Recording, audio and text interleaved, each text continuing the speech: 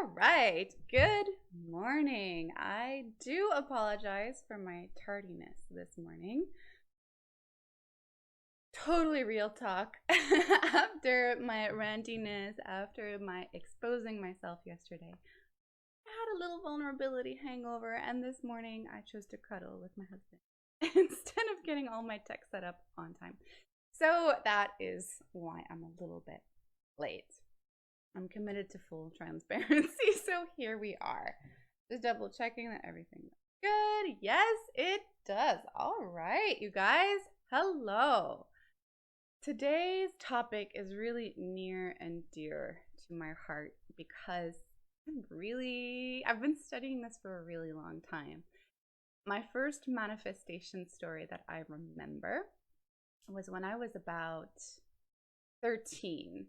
I was in Sec 2, or that's grade 8. I really wanted to go on a trip to the Netherlands. Don't know why, I just really wanted this. And I kept asking my parents, but then really letting it go. But like not letting them forget either that I was really down to go on a trip to the Netherlands. So I remember I was kind of like, my sister had guitar lessons, I had piano lessons, and I started picking up her guitar and learning a few chords, and then making these songs about, I'm going to the Netherlands in Dutch. And I mean, if I was my parent at that time, I wouldn't be able to resist either. And so they sent both my sister and I to a trip to the Netherlands. That's where all our extended family is, just the 4 of us here. And actually right now it's just me. My parents are in Italy and my sister is in Vermont.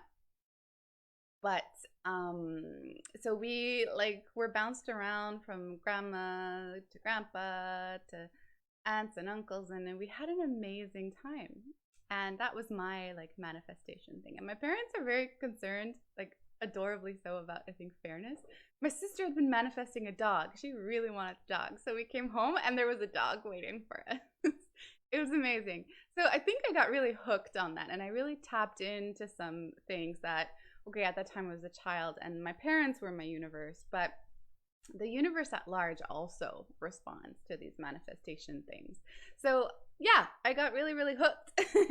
And then when I saw The Secret at maybe 17, I was really lucky to watch that. I was kind of like, scientific minded, like, how does this work? But something in me was like, oh, yes. So today I have some slides again. I just want to do a little sound check. You can hear me okay? You can hear me okay? Everything's good? Can I see your comments? So what I want to do today is really take you through some of the things that I have learned myself throughout my manifestation journey. So here we go. So as the slide courses I'm doing here, just say hi so I know who's here with me. It's always fun to have someone to talk to. Take notes, participate, ask questions. We have time today to really go into your manifestation questions and to dig deep in how to make this applied. Of course, in the context of these 5 days, I can't really accompany you on a really amazing manifestation journey, but I can do that in the Soft and True program, the 9-week program. So I really invite you to have a look at that if you haven't yet. Good morning, Kimberly. Wonderful. 4 comments already. All right. Let me see. Yay, Anna, you're here live today. That's wonderful. Kimberly, hello. You want to go see your family in Holland too? Yeah. Well, unfortunately right now. Not very loud, so let me move it closer. That should help a little bit. Low volume, but listening deadly. Okay, I just moved the mic a little bit more. I'm going to actually take the time to do that even better. Cool. So there's some new people live today. So I would love to hear if you feel like sharing, if there's, what were your big ahas for the last days? Okay. Check how is that for the volume, and we will get to it. Right, even inch forward to my beautiful mic. There we go. All right. So, here we go. What my definition of manifestation is very simple. It's transforming something from the subtle energy realm, so like a dream, a wish, a desire, into the physical energy. Into less physical, no, I said that wrong. Into physical energy. So taking something intangible to tangible. Very simple definition. Now, there's many different kinds of manifestation. The one I'm not talking about here is like winning prizes, receiving like random money. That has happened to me as well, but I have less down pat to a science than the other stuff. The other stuff that I do have pretty much down pat and I help clients with all the time is really the kind of manifestation that is manifesting your purpose in this lifetime. It's the magical lifestyle changes, the up levels, the upgrades in your life. So that means finally getting that healing business off the ground, changing careers, manifesting a partner, manifesting a child. One of the really exciting things that happened for me this week is the client I've been working with for some time, and 2 months ago, she'd been trying to conceive for a while, and her life right now is quite stressful. And 2 months ago, we went like, okay, we're going to go chat with your womb. We're going to go see what's here. And boom, she just found out she's pregnant. And that kind of thing happens all the time. There is a science to this manifestation. You really can do the inner work to make the outer changes. So let's see. So just a little distinction, like if you want an expert on the like prize winning, there's one who teaches like this on a big level. Her name is Denise Duffield Thomas. She got super good at this, like super crazy good. This is sort of the more magical manifestation. And in this very group, we also have a resident manifestation expert. This is Sophie. She posted on her book deal story, and she's got loads of others, and I know she's kind of keen to share. And yeah, she's got this kind of energy that she's able to like manifest prizes, like it's beautiful, it's magical. So what I'm talking about is more like the deeper work. Okay.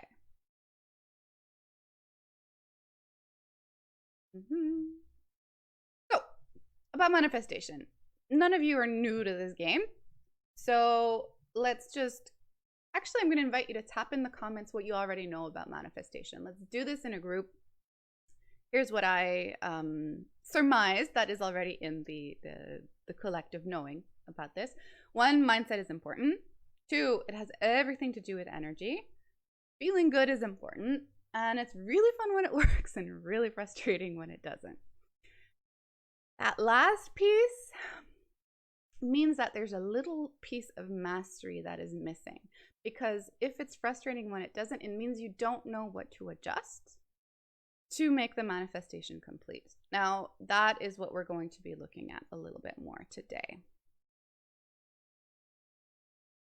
Just paranoid about the comments not showing up, but you're all here with me. Very good. Cool.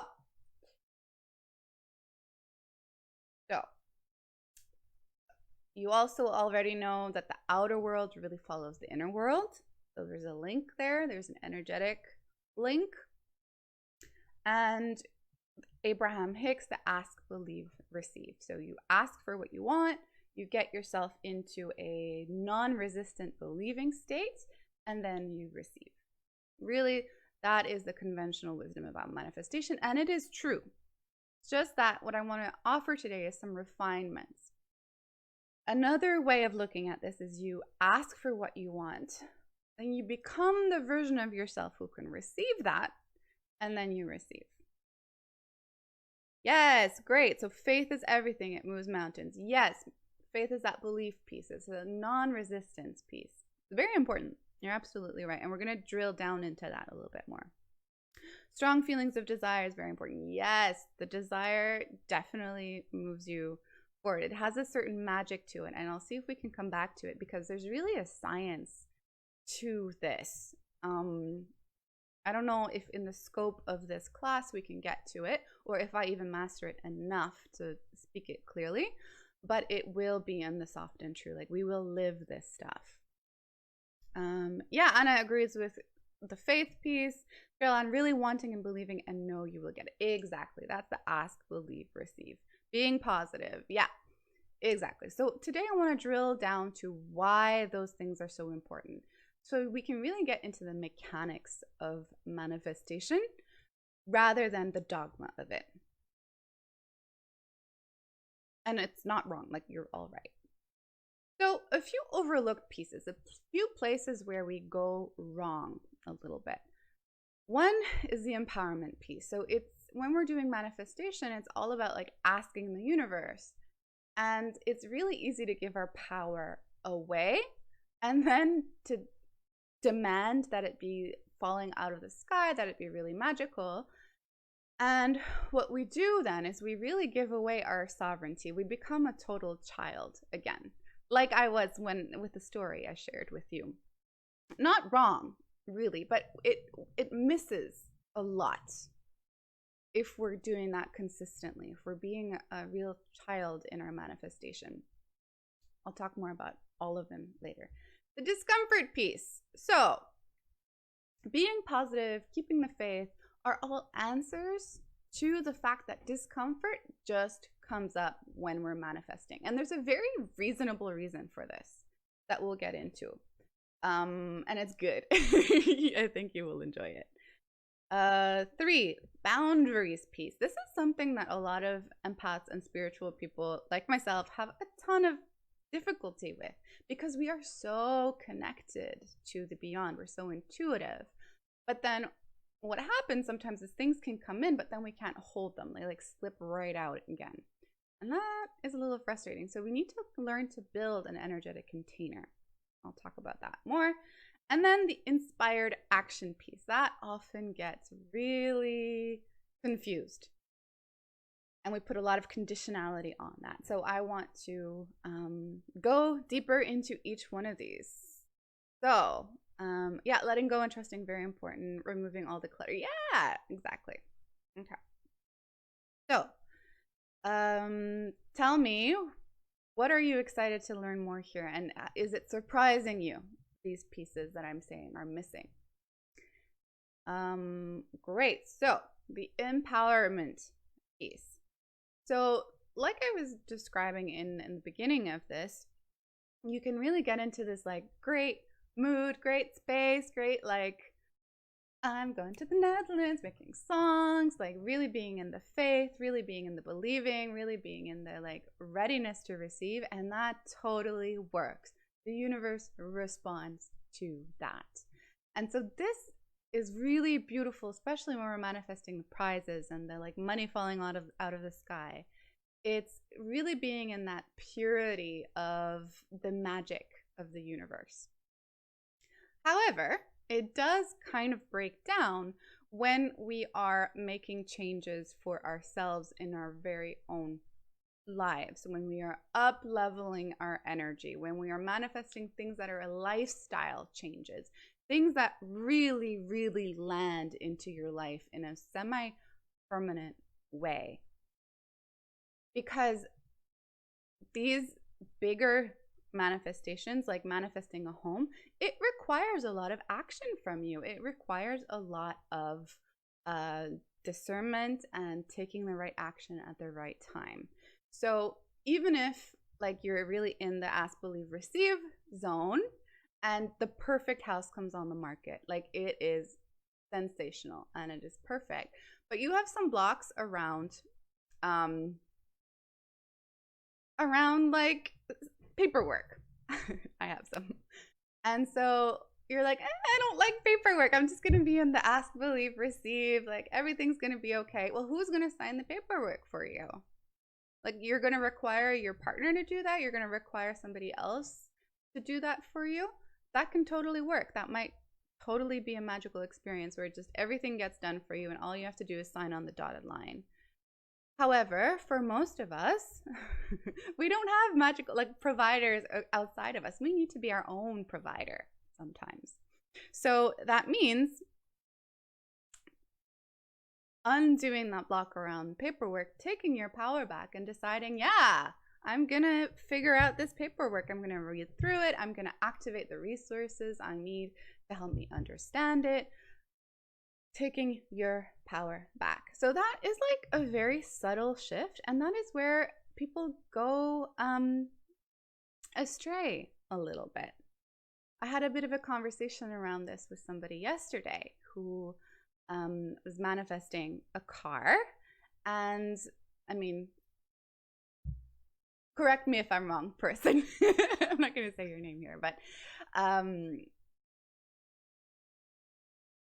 there was this piece of like, okay, but now I have to figure out like repairs, and I have to figure out all these things, and I don't want to rely too much on the other person. So she beautifully took her power back on that, and she said, okay, I'm gonna do it. And she manifested the car. So this is like the kind of thing that we can get tripped up on. This is also where taking our power back and being really willing to play the game. That's really all of this is about. Willing to face the discomfort, willing to do the thing once it arrives. That distinguishes wishes from manifestations. So you can wish and you can dream all day long. And I know some of you may have kind of say like, oh, I had this dream once and it never happened. And then you're resentful because somebody else didn't build the dream. No, it's up to you. And I was in this camp for a long time. I really noticed that with my husband. I kept being resentful for him, like for no reason. I couldn't figure it out until I realized actually I'm waiting around for him to do things that only I can do. It makes zero sense to expect him to do these things.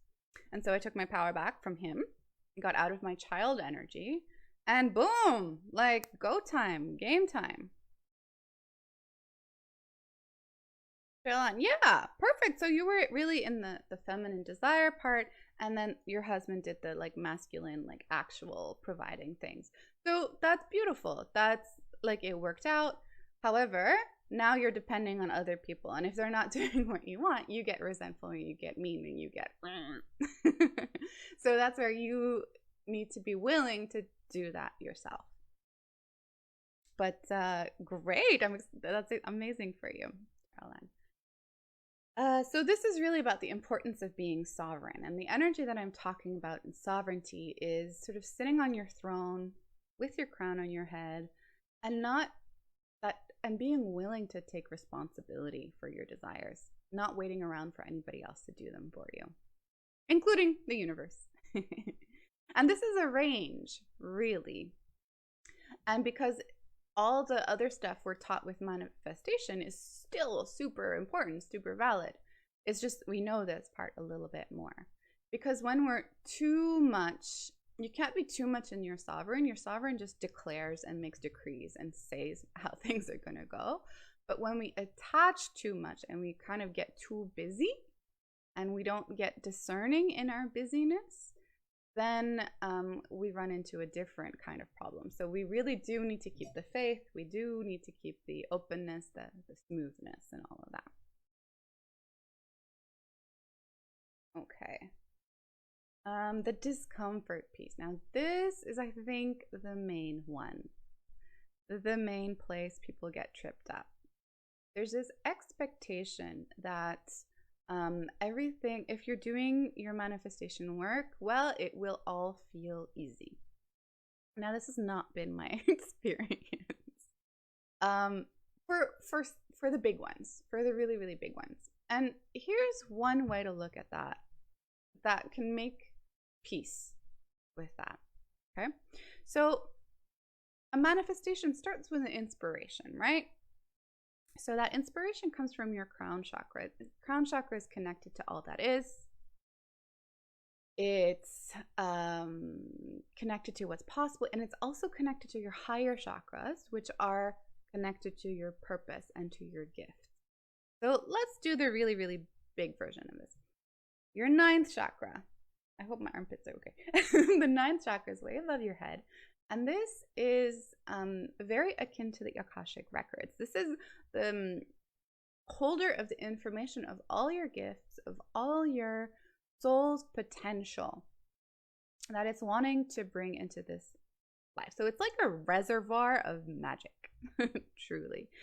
And our path through life is letting those gifts come down all the way down into our chakra 0 so that we embody them completely, and it lives in every single cell.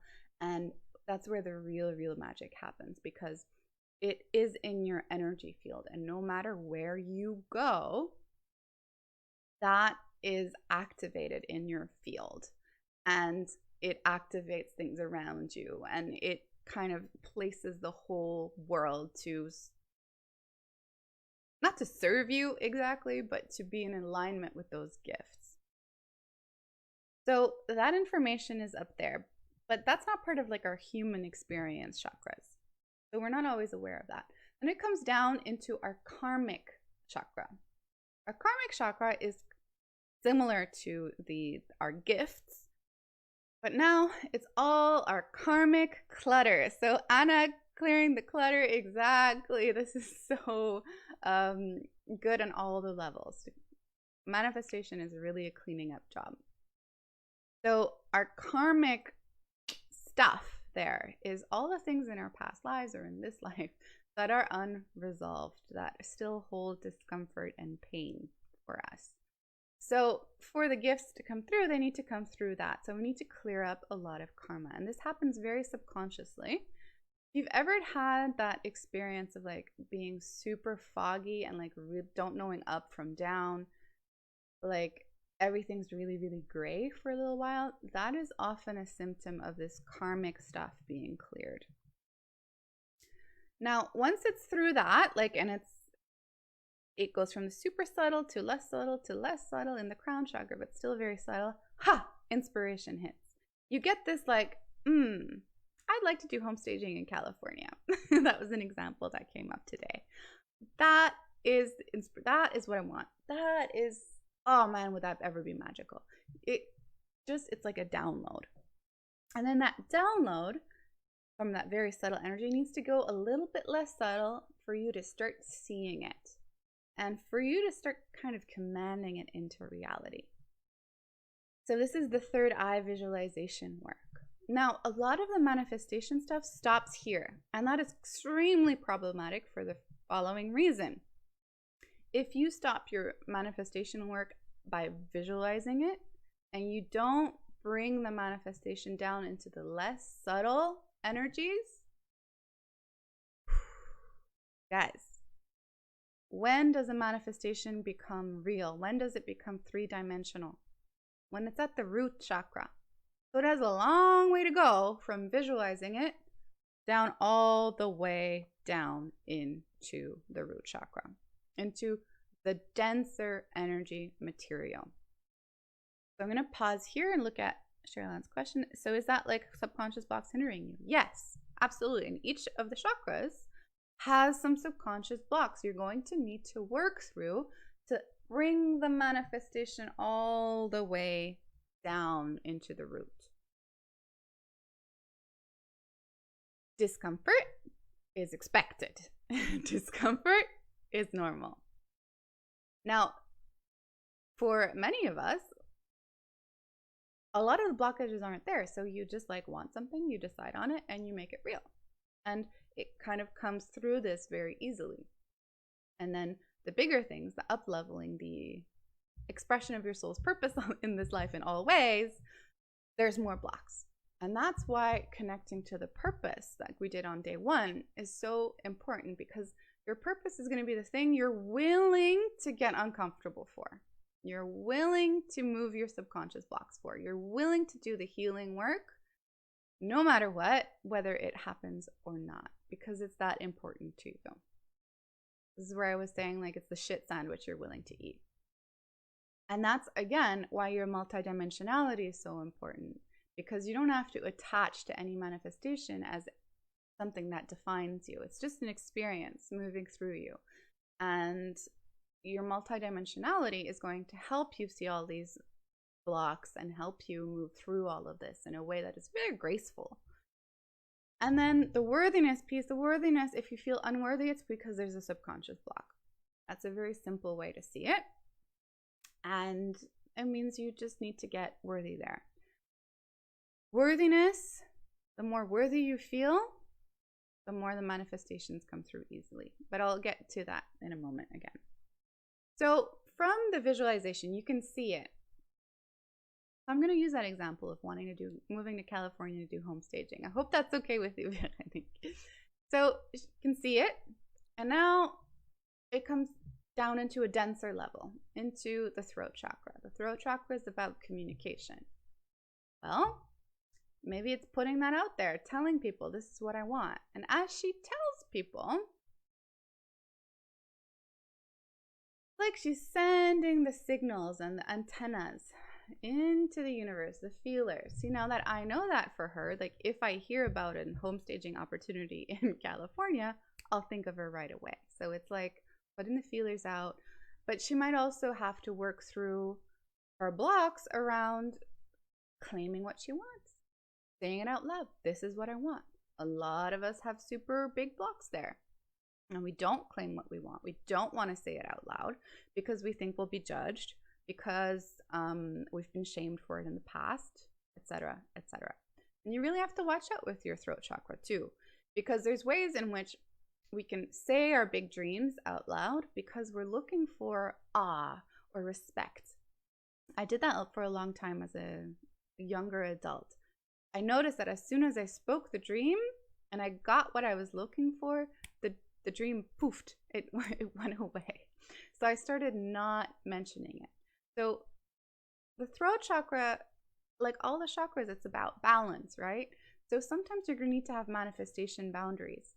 So if you want something, but you know that your family will shut you down, laugh at you, shame you, maybe what you do is you do not tell them.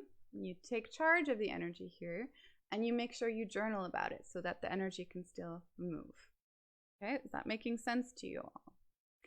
From the throat chakra, it goes down to the heart chakra. Now, the heart chakra is more about acceptance and also building the relationships. So see now, like we're speaking about it, and now, okay, coming down to the heart. With the home staging, well, maybe she meets some real estate agents that work in California who are needing the kind of relationship here. And then she expresses to them her very unique vision, her inspiration. She communicates all of that, and they build a bond. You really build relationships here. Now she's closer to her manifestation. You see that? Yet it hasn't arrived yet. If you stay stuck here, you have nice relationships, but nothing happens. Next. Okay, well, the heart, let's go a little bit deeper in that. There's also like an appropriate give and take, an appropriate exchange that can happen. So let's say with she meets these real estate agents, but the real estate agents only want to pay her like a tiny, tiny bit. So it's not a fair exchange. So she needs to sort of stay true to her vision enough to have some appropriate boundaries around that. And to be like, okay, well, I'm closer, but I need to find somebody who will respect my work more, let's say. Next, from the heart, we're moving down to the solar plexus. Now, our 3 lower chakras are the most dense. So now we really are getting into the physical world. I'm really starting to take action. So this might look in the home staging thing. She's got the real estate partners, all of that. Now, okay, it's getting real. Now she might need to like start doing the actions to actually move there. Do the paperwork for immigration. And that can be its own manifestation journey also. She needs to start taking action. So she needs to start maybe making examples of how she would like to stage the homes that those real estate agents would pair her up with. The rubber meets the road here. That also might mean knowing exactly what you bring to the table and recognizing your limitations and taking responsibility for those limitations and finding people who will be great resources, great allies around that. So let's say she has this beautiful vision for like a specific kind of wallpaper that doesn't exist yet. So she gets into her power of like, I like really know my vision. I value my vision. I yes to my vision, and I cannot design this wallpaper myself. I will activate the right resource. I will find the right person to make this wallpaper. Let's see. Yeah. Yeah, not wanting to disappoint anyone is a huge manifestation block, because then you never like say what's true and you stay stuck where you are. So you're gonna have to get comfortable with disappointing people. And also, you probably won't. It's just something we make up in our minds to keep ourselves safe. Yes, I've noticed that as soon as you say something regarding progress, the progress stops. Yeah, it's a really ironic thing. So we need to really become masterful at each level. But you see, like, are you starting to see how we're really bringing something subtle down into more and more dense things? So, and when we bring them into more and more density, it's normal that it's uncomfortable. It's normal that there's like a like almost a heaviness to that. And it doesn't have to feel heavy at all. It can feel exciting and exhilarating and wonderful. And it will also kind of wake up all of your blocks. And that's why I love working with people who've done therapy for a long time, who've done healing work for a long time, because you've already excavated and healed so much. So when we apply that healing to like a manifestation or to something you want to create, then we can you already have like the habits. You already know a little bit how to excavate and heal deeper. So we're not starting from scratch. And that allows this to happen fast. It's very exciting. So now the energy is like, things are moving, you're in action. And this is where a lot of people get stuck too. And doing. And we get an overactive solar plexus. Doing, until you burn out. And then when you burn out, well, you stop. You give up. Too hard. Don't want to do this. So that balance and that joy that the solar plexus invites us into is really important here.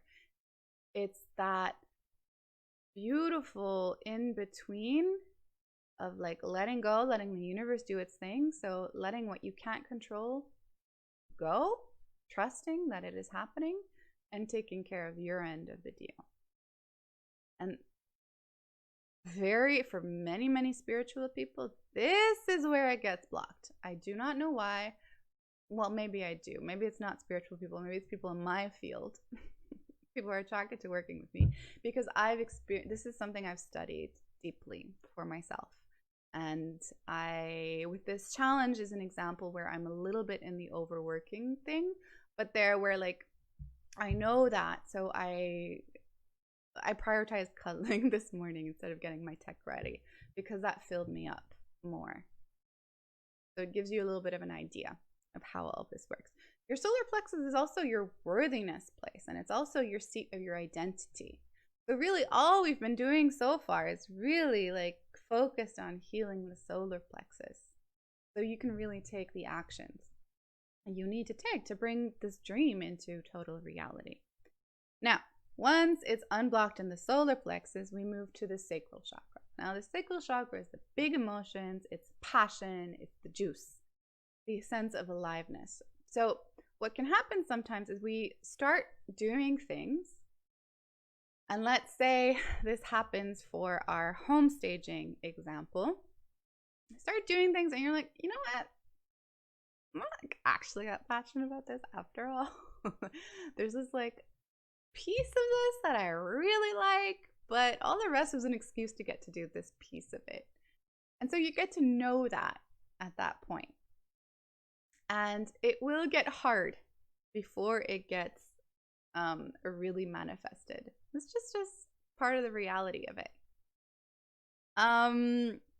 Yeah, you're one of those overactive solar plexus people, Kimberly. Yeah, that's really good to know. So you get to really learn and play with like this letting go and this trust and leaning into the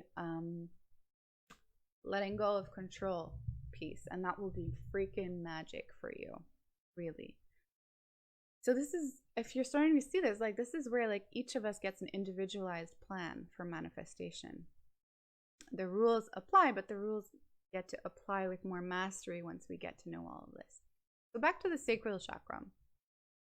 The sacral chakra, this passion piece. So okay, let's say you discover this is the part that I'm really passionate about, and then you bring that part all the way down through again. Or let's say she is loving this home stage. Yes, it's hard, it's getting sweaty, it's getting challenging, there's tests. Test will often appear here. And this is, I really like to liken this to like, at this point, your manifestation, you're like 9 months pregnant. You're 9 months pregnant with your manifestation, and you need to like love this manifestation, adore this manifestation enough to be willing to push it out of your body. And it can feel that way. Like it's gonna get hard because it's like the final test. And the test you pass when you say like, I am no matter what about this. Like I am so willing. And this is a beautiful test because sometimes we think we want something, and I know you all know this problem, and then when it comes down to it, we are not willing to sacrifice what it's going to take to sacrifice. So for me, launching Soft and True, and there's a way in which my personality, just the way it works, it can get really like I'm an expert, like robot thing, and then like I really love teaching, and I want to teach, and I want to get it all right, and I want to get it all out there. And then there's a piece in my energy where I get really attached to that ego piece. And so what is really important for me to do is to like remember, like, no, like teaching this material, no matter what, I am passionate about it, no matter what. No matter if nobody signs up, no matter if everybody signs up, it doesn't actually matter to me. So it's like that piece of like, I'm willing to sacrifice my ego. I'm willing to let my ego die here because this is important enough for me. And it's like that push, and then it's like that discomfort. So yesterday I did a live on this. Maybe you've seen it, maybe you haven't. I'm crying, I'm a mess, but I do. Talking really about how I have withheld my expression because for fear of not being understood. And the sacrifice I needed to make here is really expressing no matter what. If people understand, great. If people don't understand, great. My expression is my most important thing. So that's the kind of an equivalent here where I'm like, okay, I'll sacrifice the stuff. I'll let it go. And then finally comes into the root chakra, and boom, the thing actually lands. She's in California. She's home staging. She's getting paid for it. She lives there. She's got the visa, like the whole shebang. Or in my case, I've got the signups for Soft and True. I've got my dream group. I get so excited when I think about that. I've got my dream group of people that we get to live and breathe this manifestation. We get to unleash your voices. We get to bring you and your whole life to the next level where you get to make more impact with who you are. Oh, so yummy. So that's where it gets. And then in the root chakra, it's about really letting it become a physical thing.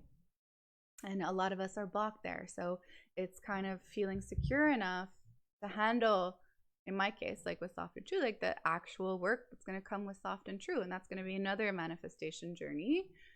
But I know in my bones that I am up for it. I'm going to deliver amazing stuff for you. So that's a little bit how the journey goes. And then it goes into chakra 0, underneath the feet, where everything you've learned, all the blocks you've unblocked, all the gifts you've unleashed is here all the time. You don't have to try at it. So for me, like this expression piece is something that, like, no matter where I am, is going to be something that's easier and easier to do. Yes, I was so transparent. Yeah, totally. So have I convinced you that discomfort in the manifestation journey is normal, not a sign of something bad. It means you're actually on the right track. That's my goal. Okay. Now, this one, it's going to be a little less developed. The chakra thing is just so mind-blowing that I really like to share it. But the third overlooked piece, okay, maybe I'm going to go crazy on this one too.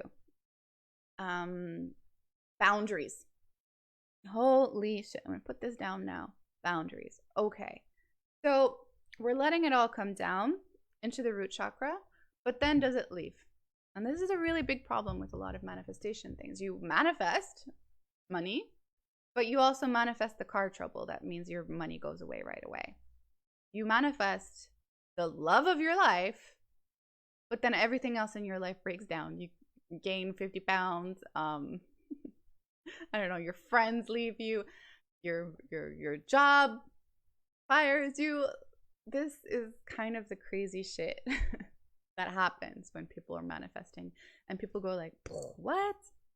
And what's at play here is, yes, both the worthiness piece of being able to hold the thing and believing that you are worth it, so you don't go and sabotage everywhere, but also boundaries. Boundaries around you that contain the energy that comes in. And so to learn to contain the energy that comes in, you need to become really good at saying no. No, I will not sabotage myself. Not interested. No, I will not. I don't know, whatever it is that goes like funky, because when the manifestation arrives, there's an adjustment period. Your energy has adjusted enough for the thing to come in, and then it comes in, and then your blocks show up again. And now you can really boot them out, and you can really be like, hey, I am so grateful for this thing, and I'm so worthy of it, and I receive it in such a way that I don't have to collapse. This is something that happens a lot. So your capacity to hold bigger energy is everything when it comes to manifestation. So this is something I've been practicing like a boss in the last 4 months or so, where before I would like call a lot in. I'm pretty magnetic like that. I can call things in, but then they would like fly towards me, and I'd be like, oh my God, no, actually I don't want this, and this is weird, and and then I'd collapse. I'd like be like, shut down, hide under the covers, get big headache, all of the things. And so I've been extremely adamant with myself that I am not collapsing. So this morning, here, an example. In the past, I would have prioritized being on time this morning over everything else. I would have let everything else collapse around me. But now I know that being 10 minutes late on is less important to me than making sure that most of the rest of my life is stable enough. So we've got a cleaning lady coming for the first time today. I made sure I finished the dishes. I made sure that her box was ready. I made sure that I got some cuddle time, right? So I made sure that like my life was like the upgraded enough level so that I don't have to collapse and everything doesn't have to break down around me. So let me know if that makes sense. So this is like the kind of manifestation work you can start doing all the time, just making sure that everything is at level, at the standards that you want to live. And when they're not, take action. So this is why also decluttering is so good, because your house is not up to your standards and things are in your energy field that shouldn't be there. So there's no space for anything else to come in, right? This happens energetically as well. So you boot out the clutter, you make space, your energetic container is now attractive for what you want to call in. And the thing can come in. But if you're all cluttered inside and overwhelmed and you let everything slip, you're just too full for anything new to come in, because anything new coming in, the straw that breaks the camel's back. Use see what I mean. So really, like, taking care of your life is a huge, important manifestation practice. I'm going to see what y'all are saying. Unconscious manifestation. We're sabotage. Yeah, exactly. Exactly. Hey, Sophie, you're here. I mentioned you earlier as like a total pro of manifestation. I'm glad to see that you're here. Because yeah, Sophie is really good at like the winning prizes and stuff, but she's also a boss at this inner work. I got to support her with some of it, and freaking amazing. Like, she dug in there to get the unconscious stuff out, to declutter. Like, huge mad props to you. I feel like that most of the time. Yeah, Anna, so that is your number one priority from here on out. Declutter your insides. Get everything up to standard and activate the help you need to do that. Because here's the other thing about boundaries. You can't always do it all yourself. Hiring a cleaning lady for me is an enormous step, okay? That's a perfect example. So let me explain this one. So the manifestation, a clean house all the time. When we first moved in, the house was so big. I was so overwhelmed. It was such a step up for me that I was kind of cranky all the time, and I was really entitled to not having to clean myself. And then eventually I got like accepting of that. Okay, it takes me an hour every day. Hey, all right. That's just what it is. I got good at doing that, kind of stabilized there. And now it's like always at like a good, well, when I'm busy like this, it dips at 60, never under 60. And then usually it's like at a good 80%. But I want it at a 90%. So, and I've kind of looked at things here. Upping my cleaning game is something that isn't passionate enough for me. Paying something, oh, that feels good. So she's like, she's cleaning right now, and it's amazing. So that's a little bit of an example. All right, number 4, and then that is it, I think. Inspired action piece. Okay. So with the multidimensionality, you kind of came into this concept that there's a small mind and there's a bigger mind. Now, for inspired action, you want to listen to your big mind. Your bigger mind is connected to all that is and knows exactly where to place you at exactly which time. And it will not tell you its agenda. So it might tell you, go to Starbucks, have a coffee now, because the home staging real estate from California person is there, and they're going to drop a hint that it's them. And then you're going to be there exactly at the right time. And you're going to be like, hey, I want to do that. Like, I want to be a home stager in California. That's my biggest dream. And then you connect. Okay, the crazy examples like that. So sometimes, like, you get the intuition, you take the action, and then later you see why you got the intuition. Other times, and this is where we get really tripped up, your bigger mind really knows the energetic game too. It's very sneaky like that. So it knows, okay, you're not going to get this manifestation until you get this overworking thing out of the way. So your intuition tells you, like, do this task, and it's going to be so overwhelming that you're going to be forced to look at your overworking tendencies, and you're going to be forced to heal that. So your intuition, your bigger mind, can also push you in the directions where your blocks become ultra obvious, and then you're forced to deal with them. So it's like a little bit of an asshole like that in some ways. But if you allow your bigger mind to look at all of this, it's brilliant. It's so smart.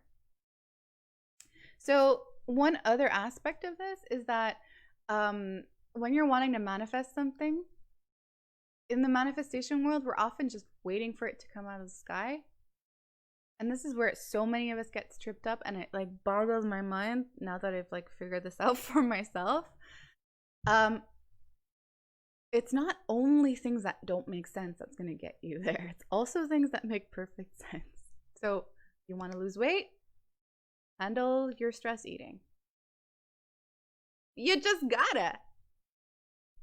And we're always looking for these magical things like outside of ourselves, but like we have to do the obvious, clear, consistent work. You want to have healing clients that you're in love with? Do the obvious thing of letting people know that you're accepting healing clients. It's obvious. But somehow we're looking at like the magical thing, like the Starbucks story. No. There's like probably a friend of a friend who's like, I'm looking for Reiki, and you're not saying anything. The obvious thing is to like get in touch and be like, hey, I do that. Would you like to work with me? They say yes. Done. You do the Reiki session. Done. Do the obvious things that are right in front of you. Often when it feels like intuition isn't talking to you, it's because it's already spoken to you. It's already said, do this thing. And you've been like, no, that makes no sense. Or no, that's too obvious. And so you're blocking it. Do the thing. That's one of the things I noticed yesterday in the coaching thread, is that I've been really, really good at looking at all the inner pieces and all the healing pieces and all the inner healing work. And I think it's very important, but we can do that until the cows come home. And often, and I was really seeing that a lot yesterday, and I'm calling you on this, the healing work becomes another tool for procrastination. It's easier to dig into the deepest, profoundest pains and horrible things and figure out why things are happening than actually doing the thing. And that has got to stop, guys, okay? Okay. There's one more really important piece that I seem to think was so obvious that I didn't put in the slides. Let me go back a few. Okay. So the discomfort piece, okay? You have the hand on the knob of your resistance. How come? What does that mean? So let's say you have a huge dream, and energetically that huge dream is so far away from where you're right now. It feels really good to dream it, but it's really hard to make it into anything actionable.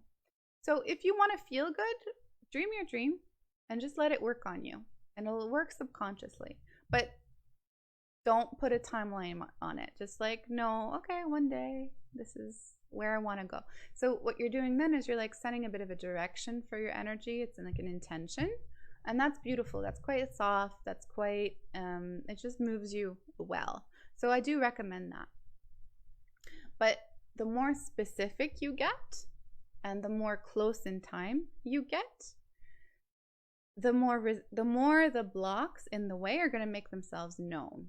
So it feels like resistance, and it feels like like almost like your energy is punishing you, but it's not at all that. It's just like, cool, you want to do that? Well, this is what's in the way. I'm showing you.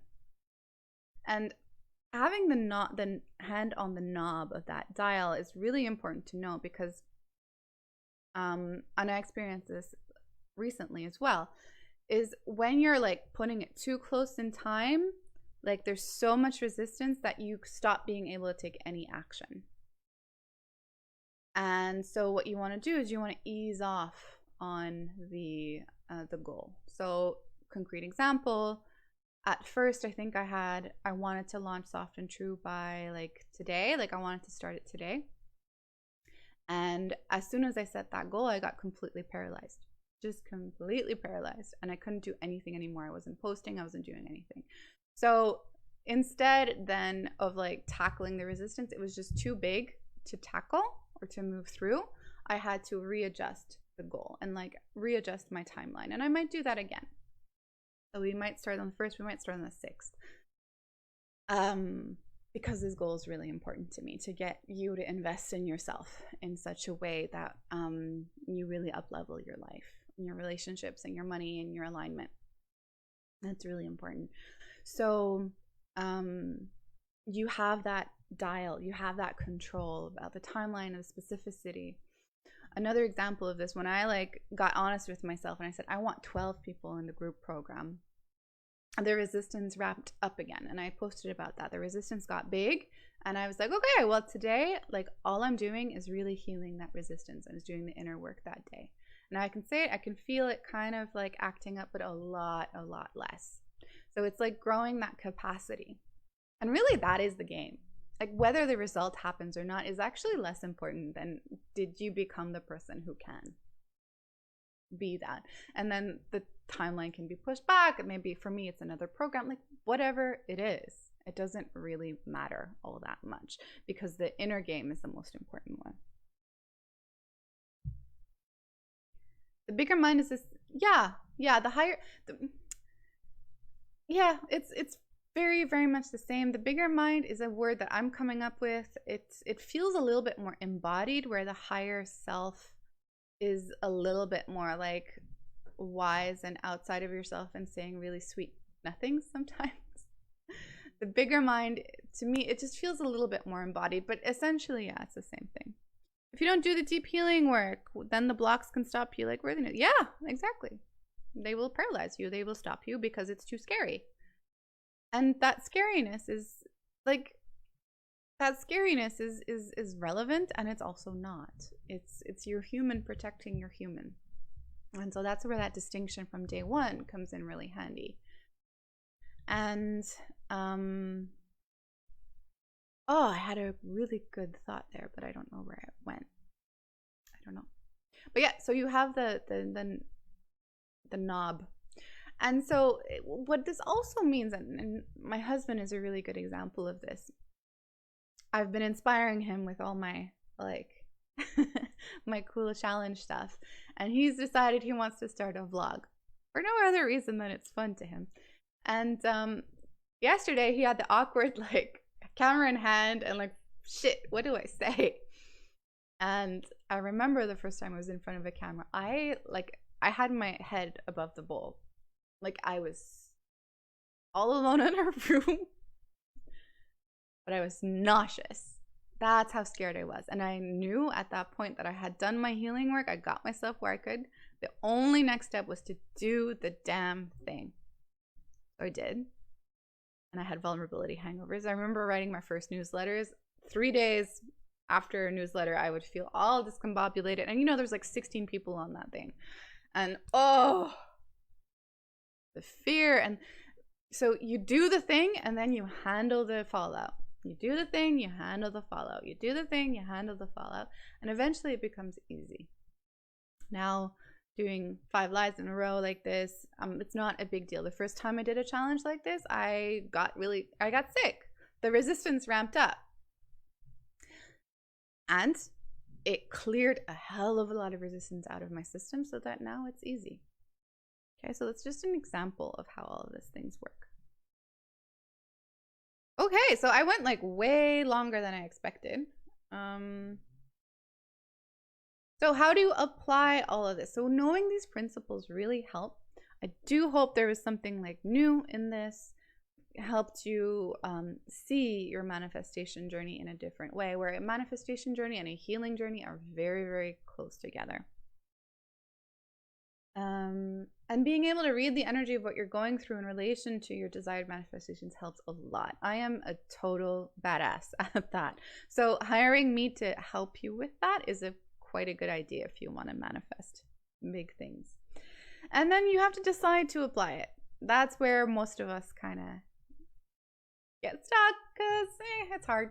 And we'd rather like think about these things than decide to apply it.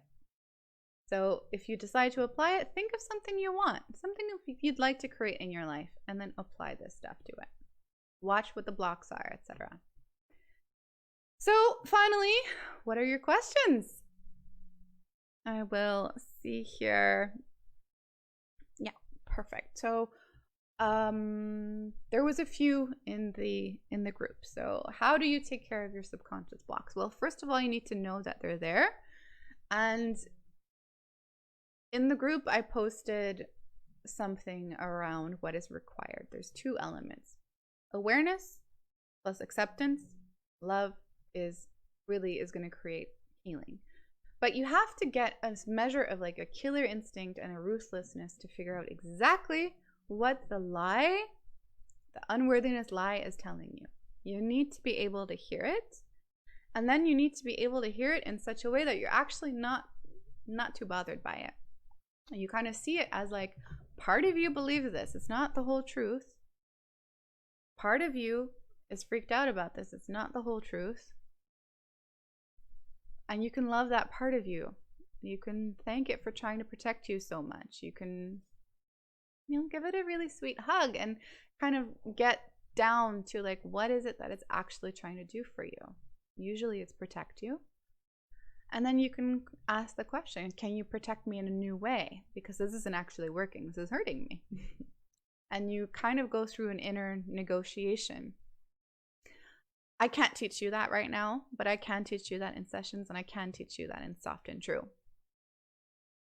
And you get the energy to rewire and to allow you to move forward. Next question was, how do I handle my fear of the unknown? The fear of the unknown is terrifying for a human being. It just is. We like to know.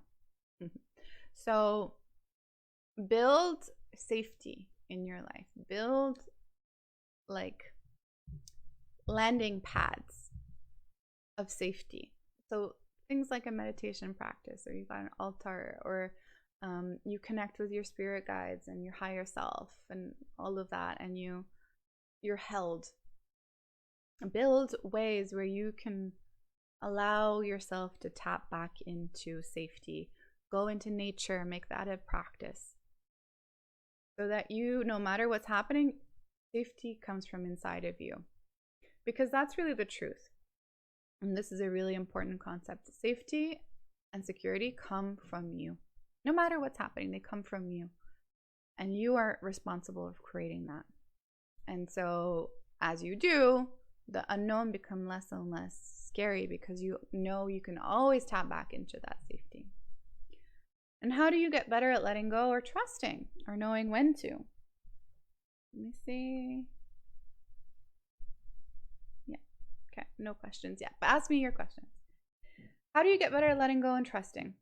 Or when to? So one thing I really like, this is a solar plexus question, is you look at your kind of to-do list and you make it into 2 columns. So column 1, up to me. Column 2, up to the universe. And you make a very clear commitment that if there's no way that it's up to you, if there's no way you can control it, that's when you let go. That's when you trust. How to let go and trust? It's something it's not something you do, it's something you don't do. So it's a bit tricky, but how I work with my clients there is I find the resistance in the way and get really specific. The more specific it is, the easier it is to let go. So this is where you get a little ruthless with figuring out what is the thought that is blocking you from letting go. And a really good sequence of questions is, could I let go? If I were in a magical universe with a magical wand, could I let go? If the answer is no, why? Because I don't know what's going to happen, and that freaks me out. Okay, you can check again. Is this something I can control? No. Okay. Could I let go of not knowing what's going to happen, and it freaks me out? Yeah, I could. Okay. And you go to the next question. Would I let go? Ooh, no, I wouldn't let go, because if I let go of that, now for sure bad things are going to happen. So now, see, you're drilling down the thoughts. You're going deeper and deeper and deeper into the actual thought that's got you by the balls, to the root of it. So then you take that thought. Letting go means bad things are going to happen. Could I let go of that thought? Would I let go of that thought? If those 2 are yes, the next question is when. So could I let go? Would I let go? When? This is very, very helpful. Okay, so I'm going to wait around just for a few more moments if you have any questions. And then that's going to be it for today. This was really a really fun and nice one.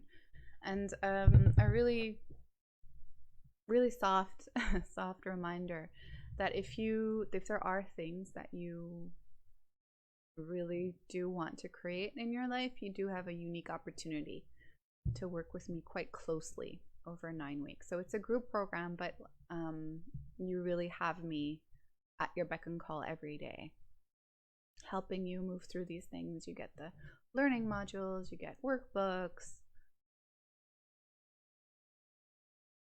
And we're going to do it in a soft and true way. And what that means when it comes to manifestation, we're actually not going to ramp up your dreams to such a level that all your blocks are shown up. We're actually going to kind of bring them down to a way where you can stay soft and connected and mobile and nubile and connected enough to do your healing work to move yourself to where you want to go. We're also going to explore, you know, the shame and the big fears that show up. But in action, we're going to do this very softly, because that's really been the most effective way. Because otherwise we just paralyze ourselves and we hurt ourselves and we get sick sometimes. Okay, I see no new questions, so you can ask them in the group. And thank you so much for being here today. Bye.